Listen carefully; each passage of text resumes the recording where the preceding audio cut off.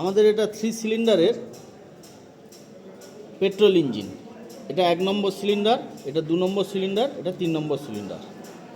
এদিকের পার্টটা হচ্ছে আমাদের এক্সজস্ট পার্ট, অর্থাৎ এটা হচ্ছে এক্সজস্ট ভালভ, আর এটা হচ্ছে ইনলেট ভালভ।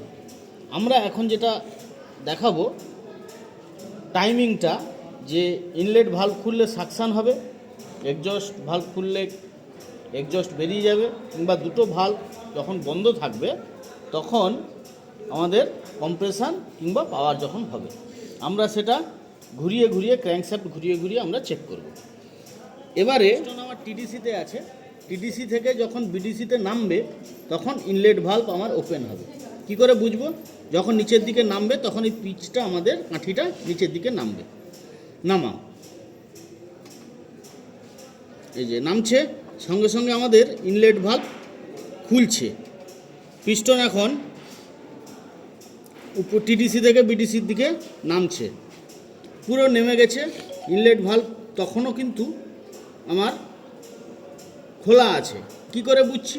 আমাদের যে এই যে রকারটা এখনও আমাদের পুশ করে রেখেছে, তারপরে আমরা টিডিসি থেকে নামালাম, এবারে বিডিসি থেকে টিডিসির দিকে তুলব। এই যে যখনই তুলছি কম্প্রেশন স্ট্রোক, এখন আমার ইনলেট ভালভটা বন্ধ রয়েছে, এখন পুরোপুরি পিস্টন টপে উঠে গেছে এবং ভালভ টোটালি বন্ধ। এই জন্য আমরা এই ক্লিয়ারেন্সটা পাচ্ছি। এবারে কম্প্রেশন হলো, কম্প্রেশনের পরে পাওয়ার হবে। এখন যে কম্প্রেশন হয়েছে, এখন দুটো ভালভ কিন্তু বন্ধ রয়েছে, এক্সজস্ট ভালভও বন্ধ, ইনলেট ভালভও বন্ধ। নামা, এবারে টিডিসি কম্প্রেশনের পরে পাওয়ার হয়ে নামছে, পিস্টন টিডিসি থেকে বিডিসির দিকে নামছে, দুটো ভালভ বন্ধ রয়েছে, এখনও দুটো ভালভ আমাদের বন্ধ রয়েছে। এবারে এক্সজস্ট ভালভ এবং নিচ থেকে অর্থাৎ বিডিসি থেকে টিডিসির দিকে উঠছে এবং এক্সজস্ট ভালভ আমার খুলবে। এখন এক্সজস্ট ভালভ ওপেন হচ্ছে, ভালভ অলরেডি খুলে গেছে। এই যে এক্সজস্ট ভালভ খুলে বন্ধ হয়ে গেল।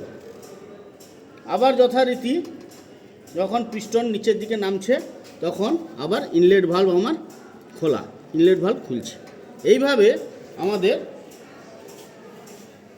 সাকশন, কম্প্রেশন, পাওয়ার, এক্সজস্ট এইভাবে আমাদের ক্রমশ হতে থাকে।